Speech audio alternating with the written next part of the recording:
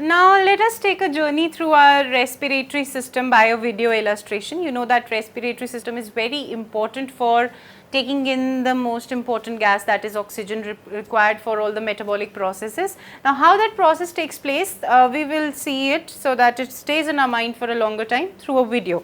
Now you see that the breathing takes place.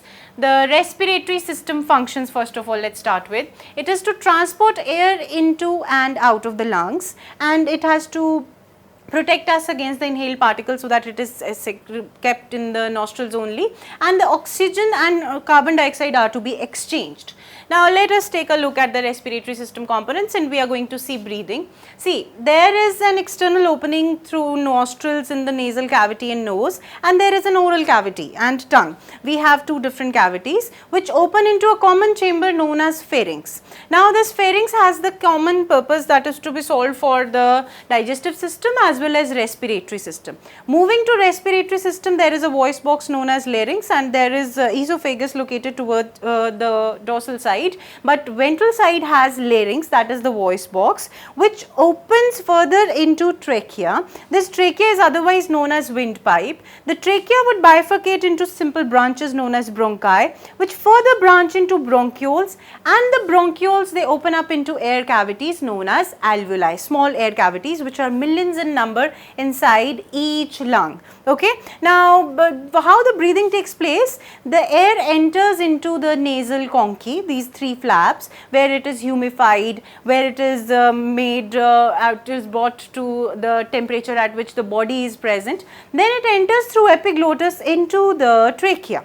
Now you see that when it enters the epiglottis, we have to see that what is the purpose of this flap like structure called epiglottis. This epiglottis serves the purpose of sending the air from the nasal chamber into the windpipe, but in case it is swallowing, then it sends the food or the water into the esophagus by closing itself so that it does not enter the windpipe and go and harm our lungs. So this is the purpose of this flap like structure, that is epiglottis, present inside the larynx. Now moving back, how the air enters from the trachea into the bronchioles, it goes into the alveoli.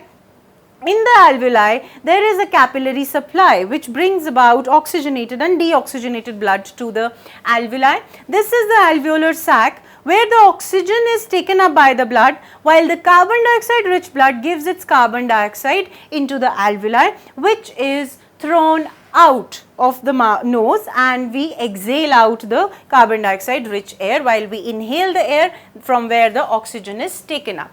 Now let us see the breathing process. In the breathing process, this muscular flap known as diaphragm has a role to play. Now what is the role of diaphragm? It is continuously in work. There are simple minor disorders that we talk about in the respiratory system. There is common cold, there is influenza, there is acute bronchitis, there is pneumonia where we have fluid accumulation in the alveoli, and the major disorders that are habitual, you can say, chronic bronchitis where the bronchi would be inflamed or simply contracted, then the smoker's disease emphysema, and the lung cancer. Lung cancer is the disorder that is caused by these smoking products. 9 out of 10 cases would be caused because of smoking, where we will have alveolar walls broken down in case of emphysema, and lung cancer, I need not to tell you that it would be cancerous growth. So we are going to study about these things with reference to the breathing mechanism. We are going to study how the transport of gases take place, and one by one get aware of all these phenomena that take place inside our body and are responsible for providing us the life-giving gas, that is oxygen, and getting rid of the toxic carbon dioxide from the body.